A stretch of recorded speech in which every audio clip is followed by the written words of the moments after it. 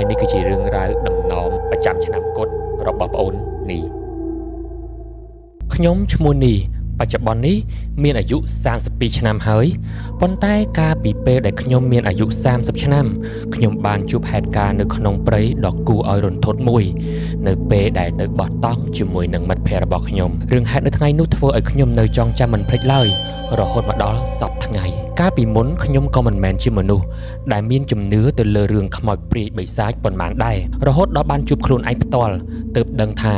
វិញ្ញាណពិតជាមានពិតប្រាកដមែននៅឆ្នាំនោះពិធីខួបកំណើតគម្រប់អាយុ30ឆ្នាំរបស់ខ្ញុំបានរៀបចំឡើងយ៉ាងពិសេសជាងឆ្នាំណាទាំងអស់ពុកនិងម៉ែបាននាំខ្ញុំទៅធ្វើបុណ្យសូត្រមន្តស្រោចទឹករំដោះគ្រោះនៅក្នុងវត្តនិងមានពិធីផ្សេងជាច្រើនទៀតដែលចាស់មានជំនឿថាអាចរំដោះគ្រោះលើករាសីដល់ខ្ញុំឲ្យមានតែសេចក្តីសុខរីកចម្រើនរំលងបានមួយអាទិត្យក្រោយពិធីខួបកំណើតក៏គ្មានរឿងរ៉ាវអាក្រក់អ្វីកើតឡើងដែរគ្រប់យ៉ាងប្រព្រឹត្តទៅតាមធម្មតាមានតែភ្ញៀវនៅក្នុងក្រុមហ៊ុនដែលធ្វើការជាមួយខ្ញុំតែប៉ុណ្ណោះដែលពួកគេទាមទារឲ្យផ្លាស់ប្ដូរការងារបន្តិចបន្តួចដែលមិនសូវធ្វើបានល្អប៉ុន្តែជាសំណាងល្អដែរពេលនោះក្រុមហ៊ុនក៏មានច្បាប់ឲ្យបុគ្គលិកបានឈប់សម្រាកលំហែកាយយូរថ្ងៃដូច្នេះរឿងនោះក៏ទុកដោយឡែកសិនទៅខ្ញុំមានមិត្តភក្តិស្និទ្ធស្នាលចំនួន2នាក់ផងដែរហើយពួកវាមានអាយុស្របាលខ្ញុំពួកវាមានឈ្មោះថាអាណៃហើយនឹងអាធុនជាយូរណាស់មកហើយពួកយើងទាំង3មានបំណងរួមគ្នាថាថ្ងៃណាមួយដែលទំនេរពីការងារពួកយើងនឹងធ្វើដំណើរឡើងភ្នំឬក៏ចូលព្រៃបោះតង់ឲ្យបានមួយយប់ព្រោះពួកគេក៏សុទ្ធតែជាអ្នកចូលចិត្តធម្មជាតិឬការដើរផ្សងព្រេងនៅក្នុងព្រៃសូម្បីតែលេងហ្គេមក៏ចូលចិត្តលេងហ្គេមណាដែលជាការផ្សងគ្រោះថ្នាក់នៅក្នុងព្រៃដែរនៅពេលនោះអាណៃហើយនិងអាធុនក៏មានគំនិតស្របគ្នាមួយថាចង់ទៅជប់លៀងឆ្លងខួបកំណើតឲ្យខ្ញុំព្រោះកាលថ្ងៃនោះពួកយើងមិនបានជួបជុំគ្នាទេប៉ូលគឺរវល់ធ្វើការរៀងខ្លួនពេលនោះខ្ញុំក៏បានប្រាប់ពុកម៉ែថាសុំទៅដើរលេងបោះតង់នៅក្នុងព្រៃជាមួយនឹងមិត្តភ័ក្តិឲ្យបានមួយយប់នៅពេលដែលបានលើកដូច្នេះហើយពួកគាត់ក៏បានបដិសេធហើយព្យាយាមហាមឃាត់ព្រោះតែមានជំនឿថានៅក្នុងវ័យ30អញ្ចឹងអាចនឹងមានគ្រោះឬក៏កើតរឿងណាមួយមិនល្អចំពោះខ្ញុំប៉ុន្តែបើទោះបីជាព្យាយាមខាត់យ៉ាងណាក៏មិនបានសម្រេចដែរព្រោះខ្ញុំបានប្រាប់ពួកគាត់ថាខ្ញុំធំប៉ុណ្ណេះហើយម៉ែឲ្យខ្ញុំនៅតែផ្ទះមិនកើតព្រឹកថ្ងៃបន្ទាប់ខ្ញុំក៏ប្រញាប់រៀបចំអីវ៉ាន់ជាច្រើនដែលរួមមានដូចជាចានឆ្នាំងស្លាបព្រាសមពិលតង់ហើយនិងសម្ភារៈដើរព្រៃមួយចំនួនទៀតទុកនៅក្នុងកាបូបស្ពីធំមួយនៅកំឡុងពេលដែលខ្ញុំកំពុងតែរៀបចំភ្លាមនោះឪពុកខ្ញុំក៏បានដើរចូលមកហើយគាត់បាននិយាយថាកូនរៀបនឹងចេញទៅហើយមែនទេកុំតន់អីឆាប់ចូលទៅរកលោកតាសិនទៅលោកតាហៅកូនឲ្យទៅខាងក្នុងនៅពេលនោះខ្ញុំនឹកនៅក្នុងចិត្តតែម្នាក់ឯងថាតើពុកឲ្យលោកតាមកនិយាយខាត់ខ្ញុំជំនួសគាត់ទេដឹងព្រោះតែមិនចង់ឲ្យខ្ញុំទៅបោះតង់ពេលនោះខ្ញុំក៏មិនបានប្រកែកអ្វីដែរព្រោះចង់ដឹងដែរថាតើលោកតាហៅខ្ញុំមានការអីខ្ញុំបានដើរចូលទៅក្នុងផ្ទះទៅអង្គុយពីមុខលោកតាតែម្ដងមិនទាន់បាននិយាយអីផងលោកតាក៏បាននិយាយមកកាន់ខ្ញុំមុនថាតាដឹងថាឯងមិនជឿលើរឿងពួកនេះទេតែចៅឯងស្ដាប់តាណាស្ដាប់នៅអ្វីដែលតាកំពុងតែនិយាយសិនព្រោះវាសំខាន់ខ្លាំងណាស់សម្រាប់ឯងខ្ញុំស្ដាប់ឮហើយក៏មានការងឿឆ្ងល់យ៉ាងខ្លាំងមិនដឹងថាលោកតាចង់និយាយអ្វីនោះទេបន្ទាប់មកគាត់ក៏បានហុចក្រដាសនិងប៊ិចមួយដើមឲ្យខ្ញុំសម្រាប់កត់ត្រានៅពាក្យដែលគាត់ត្រូវប្រាប់បន្តប៉ុន្តែខ្ញុំក៏បានដាក់ក្រដាសនិងប៊ិចនោះចុះទៅលើឥដ្ឋហើយទាញទូរស័ព្ទដៃមកចុច record សំឡេងលោកតាជំនួសវិញអ្វីដែលលោកតាបានប្រាប់ខ្ញុំនៅពេលនោះគឺបំរាមផ្សេងនៅពេលដែលត្រូវចូលព្រៃលោកតាបាននិយាយបែបនេះថាការដើរនៅក្នុងព្រៃបើមនុស្សធម្មតាចូលទៅគឺគ្មានគ្រោះថ្នាក់អ្វីនោះទេចៅប្រសិនបើមិនបានទៅរំខានឬក៏ឆាឆៅកន្លែងពួកអមនុស្សព្រោះរាសីពួកគេខ្លាំងជាងពួកព្រាយបិសាចដែរមើលទៅមិនឃើញនោះទេប៉ុន្តែសម្រាប់មនុស្សកំឡោះក្រមុំពេញវ័យដូចចៅឯង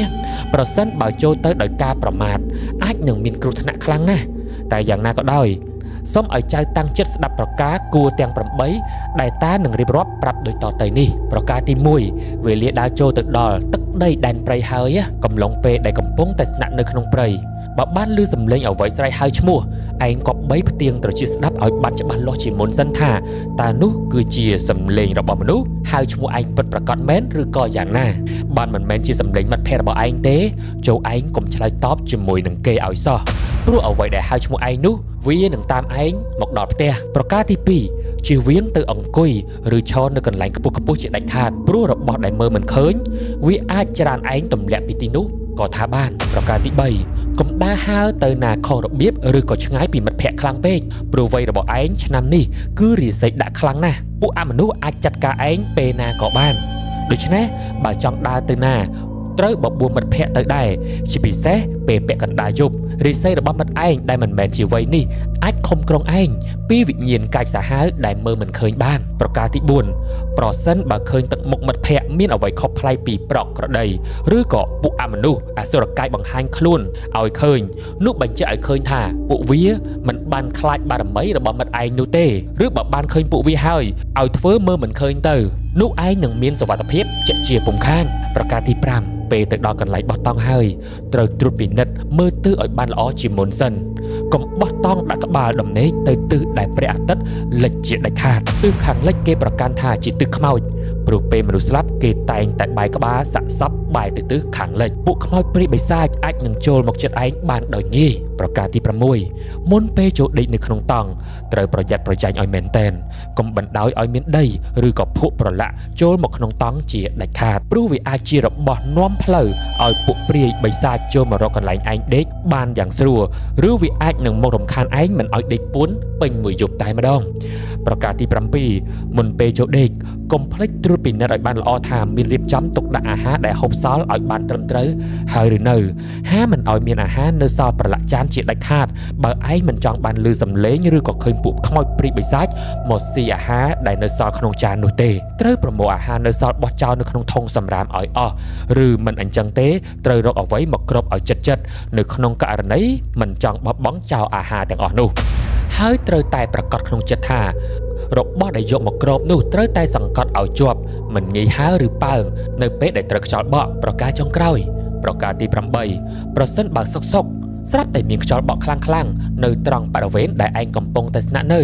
គឺជាសញ្ញាប្រាប់ហើយថាឯងបានធ្វើខុសប្រការណាមួយខាងលើនេះហើយមិនថាចំពោះតែប្រលឹងខ្មោចឬក៏ពពួកម្ចាស់ទឹកម្ចាស់ដីក៏ដោយចូលចាំថាពួកអមនុស្សទាំងអស់នោះកំពុងតែចំណាំមុខឯងទុកហើយវិធីកែខៃនោះគឺត្រូវនាំយកអាហារថ្មីដែលមិនមែនជាអាហារសល់ពីហូបដាក់នៅក្នុងចានស្អាតមួយរួចនាំយកទៅដាក់ចោលនៅពីមុខតង់ជាមុនពេលចូលដេកពេលយកអាហារទាំងអស់នោះទៅដាក់ចូលអធិដ្ឋាននៅក្នុងចិត្តផងថាសូមកុំឲ្យប្រលឹងវិញ្ញាណទាំងឡាយមកយាយីធ្វើបាបឯងនោះឯងនឹងមានសុវត្ថិភាពទោះបីជាត្រូវអត់ទ្រាំស្ដាប់នៅសំឡេងមកស៊ីអាហារទាំងអស់នោះក៏ដោយចប់ត្រឹមនឹងហើយអ្វីដែលតាចង់ប្រាប់ឯងស្ដាប់ទៅវាដូចជាចម្លែកមិនគួរឲ្យជឿសម្រាប់មនុស្សសម័យថ្មីដូចជាឯងតែជឿទៅហាមធ្វើខុសបំរាម8នេះជាដាច់ខាតនោះវានឹងល្អចំពោះឯងប្រសិនបើសំណាងល្អឯងអាចនឹងមិនជួបរឿងរ៉ាវអ្វីទាំងអស់តែបើសំណាងអាក្រក់វាអាចបង្ហាញខ្លួនឲ្យឯងឃើញជាច្រើនសន្ធឹកសន្ធាប់ស្ដាប់ចប់ខ្ញុំអង្គុយថ្មឹងមួយស្របក់សម្លឹងមើលទៅអក្សរដែលបានកត់ត្រាពីសំឡេងលោកតាចូលទៅក្នុងទូរស័ព្ទដៃពេលនោះខ្ញុំស្ទើរតែមិនជឿសម្ដីលោកតាបន្តិចសោះតែក៏មិនហ៊ានសួរដេញដោលព្រោះឃើញទឹកមុខមាំនិងពោពេញទៅដោយក្តីព្រួយបារម្ភយ៉ាងខ្លាំងរបស់លោកតាក្រោយនិយាយចប់បន្ទាប់មកខ្ញុំក៏ក្រោកឡើងហើយដើរសម្ដៅទៅរកឡាននិងលើកសម្ភារៈដែលបានត្រៀមទុករួចជាស្រេចមុននឹងលើកដៃសំពះលាពុកម៉ែនិងលោកតាព្រមទាំងនិយាយថាពុកម៉ែលោកតាខ្ញុំទៅដើរលេងជាមួយមិត្តភ័ក្តិហើយរៀបនឹងបញ្ឆេះឡានចេញទៅហើយលោកតាក៏ដើរមកជិតហើយប្រាប់ទៀតថា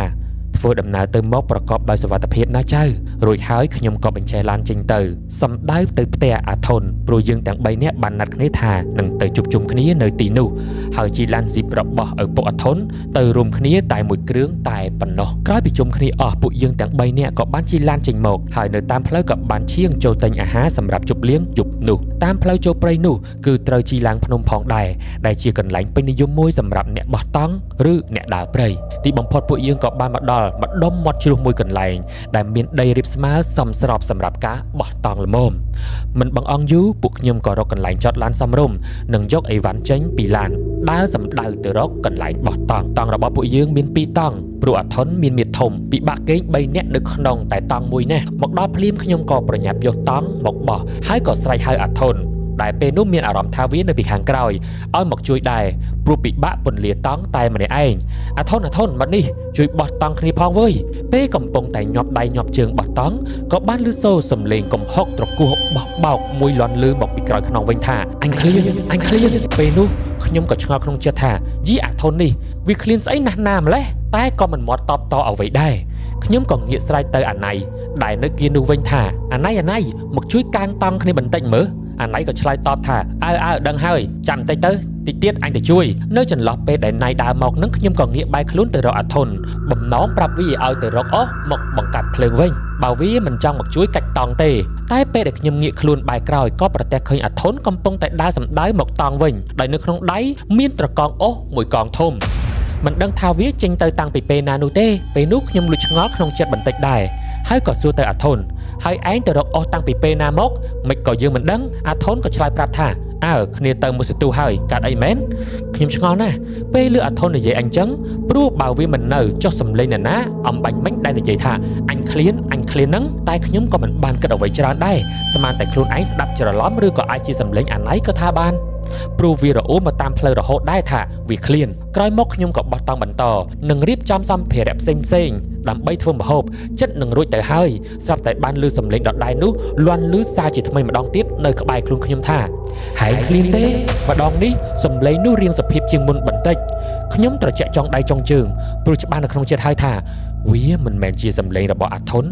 ឬក៏អាណៃនោះទេព្រោះវាទាំងពីរនាក់កំពុងតែរៀបចំអីវ៉ាន់នៅពីមុខខ្ញុំទាំងគ្មាននិយាយស្ដីអ្វីតតែសោះខ្ញុំឆ្ងល់ណាស់ហើយក៏ចាប់ផ្ដើមបះរោមជ្រងហើយក៏នឹកឃើញដល់សម្ដីលោកតាដែលបានផ្ដែផ្ដាំមុនចេញពីផ្ទះឬមួយក៏បំរាមទាំង8នោះវាគឺជាការពិតខ្ញុំឆោតត្រឹងសញ្ជឹងគិតមកដល់ត្រឹមនេះសំឡេងអាណៃក៏បានហៅខ្ញុំកាត់អីហ្នឹងខ្ញុំក៏បានភ្ញាក់ស្មារតីបន្តិចហើយក៏ប្រញាប់ប្រមូលអារម្មណ៍មកវិញនឹងតបថាគ្មានអីទេរឹតតែច្បាស់ហើយថាពីរអ្នកនេះមិនបានលឺសំឡេងដូចដែលខ្ញុំបានលឺនោះទេពោលគឺខ្ញុំលឺតែឯងពេលនោះខ្ញុំមិនបាននិយាយរឿងនេះឲ្យពួកគេស្ដាប់ទេ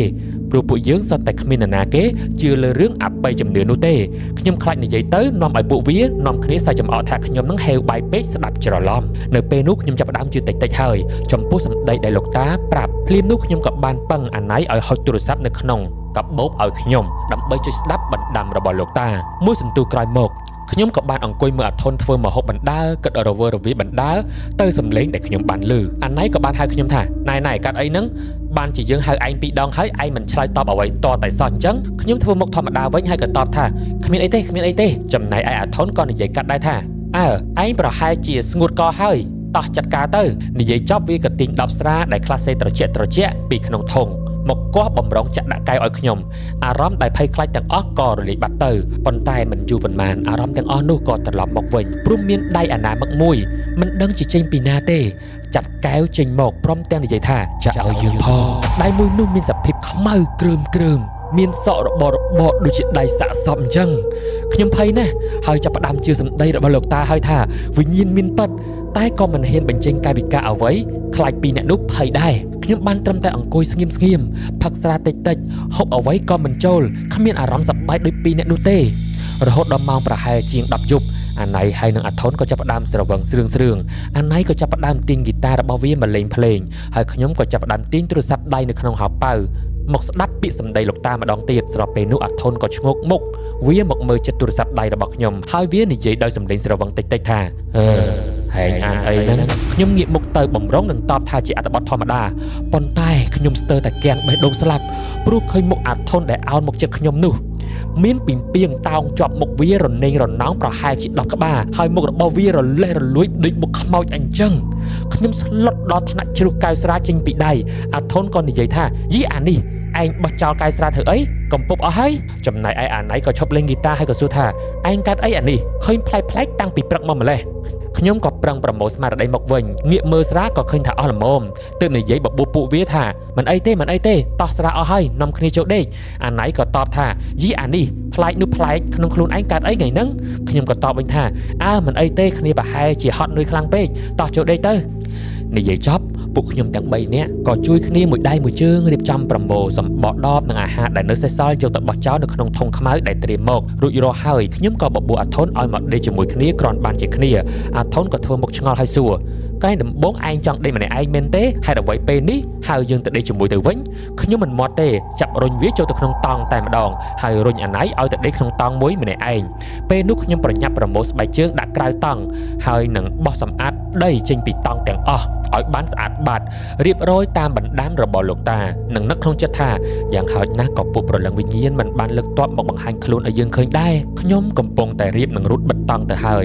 តែក៏បានឮសំឡេងលាន់ពីក្រោយខ្នងមកទៀតហើយអញឃ្លាន anh Clean បំពេចនោះខ្ញុំក៏រត់តង់បណ្ដើស្រែកកំហុកទៅវិញថាឯង Clean ស្អីទៀតហើយអានេះដេកទៅចេះតែយ៉ាងម៉េចបានជា Clean មិនចេះឈប់អញ្ចឹងឯអាថុនងើបមកទាំងមមីមើនិយាយថាស្អីឯងយើងមិនបាននិយាយស្អីសំបីតែមួយម៉ាត់ផងឯងស្រែកជេរណាគេពេលនោះខ្ញុំទទួលយកលេងបានហើយព្រឺឆ្អឹងខ្នងបាសរោមខ្ញាក់ខ្ញាក់ដៃជើងរបស់ខ្ញុំចាប់ផ្ដើមញ័រទៅត្រើតបេះដូងឌឹបតែម្ដងភ័យរហូតដល់ធ្វើអ្វីលេងត្រូវព្រោះពេលនោះសំឡេងស្លឹកឈើនៅខាងក្រៅតង់បក់ទង្គិចគ្នាខ្យល់ត្រជាក់ចាប់ផ្ដើមបក់មកកាន់តែខ្លាំងទៅជាសញ្ញាថាមិនស្រួលហើយតែខ្ញុំក៏ប្រញាប់តាំងស្មារតីលើកដៃទាំងញ័ររត់បិទតង់មកវិញហើយក៏ចេញទៅក្រៅដើម្បីរកមើលម្ហូបក្រៃនៅសេសសល់ខ្លះនិងអាចរៀបចំដាក់ចានទុកចោលនៅមុខតង់តាមបណ្ដាំលោកតាសំណាងល្អដែរខ្ញុំបានឃើញសាច់ជ្រូកមួយដុំនៅស្រស់ដែលនៅសេសសល់មិនទាន់ចំអិនខ្ញុំក៏រៀបចំដាក់ចានបំរុងយកទៅដាក់មុខតង់ទៅស្រាប់តែពេលនោះខ្យល់ក៏ចាប់ផ្ដើមស្ងាត់បដូរមកវិញនៅសំឡេងសាយក្អាក់ក្អាយជុំវិញខ្លួនខ្ញុំមានទាំងសំឡេងកូនក្មេងសំឡេងមនុស្សចាស់ស្រីប្រុសមិនដឹងជាចេញពីជ្រុងណាទេខ្ញុំភ័យខ្លាំងណាស់មុននឹងក្រឡេកឃើញមានខ្លួនមនុស្សលេចចេញពីទីងងឹតមកជាច្រើនអ្នកឈរត្រឹងនៅជុំវិញតង់ដែលម្នាក់មានមុខមាត់រលេះរលួយធ្លាក់ភ្នែកធ្លាក់ឈាមពេញនឹងតែម្ដងខ្លួនប្រាណរបស់ពួកគេស្គមស្គាំងគួរឲ្យខ្លាចឈរហាមាត់សើចធំដោយសំឡេងគួរឲ្យខ្លាចខ្លាំងមែនទែនខ្ញុំទ្រាំស្ទើរតែពុំបានជាមួយនឹងទស្សនភាពដ៏គួរឲ្យខ្លាចនោះតែក៏ព្យាយាមប្រមូលភាពក្លាហាននិងយកសាច់ទៅដាក់នៅពីមុខតង់ហើយក៏ប្រញាប់ស្ទុះចូលទៅក្នុងតង់និងរត់បិទយ៉ាងលឿនព្រមទាំងលើកដៃសំពះបួងសួងនៅក្នុងចិត្តថាខ្ញុំខ្លាចហើយកុំប្រឡងបន្លាចកូនចៅអីខ្ញុំបន់ស្រន់បណ្ដាលទាញភួយមកឃ្លុំមុខចិត្តបណ្ដាលភ្លាមនោះសំឡេងសើចបន្លាចទាំងអស់នោះក៏ស្ងាត់បាត់ទៅវិញបន្តិចម្ដងបដូរមកវិញនៅសំឡេងមនុស្សដើរជន់ស្លឹកឈើប្រោកជំនួសវិញរហូតខ្ញុំមានអារម្មណ៍ដឹងថាសម្រឹកជើងនោះគឺបានដើរមកឈប់ពីមុខតង់តែម្ដងដោយមានភាពភ័យខ្លាចខ្លាំងពេកខ្ញុំមិនហ៊ានបើកភួយចេញទៅមើលទេបានត្រឹមតែព្យាយាមសម្ងំបិទភ្នែកចិត្តនិងតាំងចិត្តថាត្រូវតែគេងឲ្យលក់ឲ្យបានឆាប់បំផុតទាំងដែលខ្លួនញ័រតត្រើតបន់ឲ្យតែឆាប់ភ្លឺទេនៅពេលនោះខ្ញុំបានឮសំឡេងតតចាន់ព្រុសហើយនិយាយថាចុះអាណាគេយកចាន់ស្អីមកដាក់ត្រង់នេះវើយពេលនោះខ្ញុំស្ទុះងើបឡើងភ្លាមហើយសម្លឹងមើលជុំវិញខ្លួនរកអាធុនតែមិនឃើញវាទេគឺខ្ញុំដេកនៅក្នុងតង់តែម្នាក់ឯងមានន័យថាអាធុនកំពុងតែនៅក្រៅតង់ហើយពេលនោះវាក៏ស្រែកហៅខ្ញុំថាណែអានេះឯងយកចានអាហារស្អីមកដាក់នៅមុខតង់មែនអញដើរចេញទៅបត់ជើងតូចស្ទើរតែជន់ចាននឹងរអើបែកក្បាលទៅហើយយីអានេះវើយមិនបងអង្គយូរខ្ញុំក៏បើកតង់ចេញទៅមើលស្រាប់តែឃើញអាធុនដួលដេកនៅលើថ្ម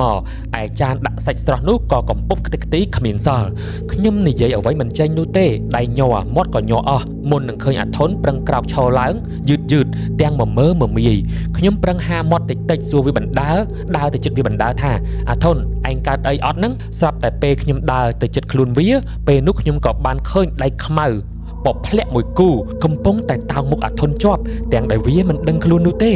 អាធុនប្រឹងក្រោកឈរទាំងត្រដោហើយវាដើរត្រេតត្រោតសម្ដៅទៅតង់វិញខ្ញុំរត់តែភ័យហើយសម្លឹងមើលទៅដៃទាំងគូនោះកំពុងតែតោងមុខអាធុនចូលទៅក្នុងតង់ព្រមទាំងឮសំឡេងប្រោះដូចជាដៃមួយគូនោះកំពុងតែកាច់កអាធុនទៅឆ្វេងទៅស្ដាំស្ទើរតែដាច់ចេញពីគ្នាដូច្នោះដែរខ្ញុំបានស្រែកហៅអាធុនខ្សៅទាំងខ្លាចថាអាធុនឯងកើតអីអត់បានបន្តិចខ្ញុំក៏ឃើញដៃនោះចាប់បង្វិលក្បាលអាធុនងាកមកក្រោយរកខ្ញុំតែម្ដងតែពេលដែលវាបែរមកនឹងមិនមែនជាមុខអាធុនទេបែរទៅជាមុខតាចាស់ម្នាក់រលេះរលួយភ្នែកសស្គុះលៀនផ្លែចេញមកខាងក្រៅឯមាត់សើចស្ញញរជះដកគុំត្រចៀកគួរឲ្យខ្លាចយ៉ាងខ្លាំងខ្ញុំស្ទើរគាំងទៅហើយខ្ញុំភ័យខ្លាំងណាស់ស្រាប់តែដឹងខ្លួនមកខ្ញុំកំពុងតែគេងសម្រាប់នៅមន្ទីរពេទ្យទៅវិញព្រមទាំងឮសំឡេងពុកម៉ែខ្ញុំនិយាយថាកូនដឹងខ្លួនហើយមែនទេខ្ញុំបើកភ្នែកឡើងប្រឹមហើយក៏ងាកមើលដោយព្យាយាមក្រោកអង្គុយប៉ុន្តែខ្ញុំធ្វើមិនបានឡើយព្រោះពេលនោះម៉ែរបស់ខ្ញុំបានប្រាប់ថាខ្ញុំបានបាក់ឆ្អឹងដងកំបិតត្រូវសម្រាកនៅមន្ទីរពេទ្យអស់មួយរយៈពេលធំខ្ញុំចាប់ផ្ដើមឆ្ងល់យ៉ាងខ្លាំងថាតើមានរឿងអ្វីកើតឡើងនៅយប់នោះហេតុអ្វីបានជាខ្ញុំត្រូវជួបគ្រោះថ្នាក់ត្រូវមកព្យាបាលនៅក្នុងមន្ទីរពេទ្យបែបនេះទៅវិញបន្តិចក្រោយមកខ្ញុំក៏ឃើញអាណៃនិងអាធុនបើកទ្វារចូលមកក្នុងបន្ទប់អាណៃនិយាយថាឯងដឹងខ្លួនហើយឬអានេះពួកយើងបារម្ភពីឯងខ្លាំងណាស់មិនចាំយូរខ្ញុំក៏សួរពួកគេថាតើមានរឿងអីកើតឡើងហេតុអ្វីបានជាយើងត្រូវមកដេកនៅទីនេះទៅវិញនៅពេលនោះអាធុនក៏បានរៀបរាប់ប្រាប់ខ្ញុំថានៅយប់នោះវាដេកស្រាប់តែភ្ញាក់ឡើងព្រឹតព្រោះបានឮសំឡេងស្រែកយ៉ាងខ្លាំងពីក្រៅតង់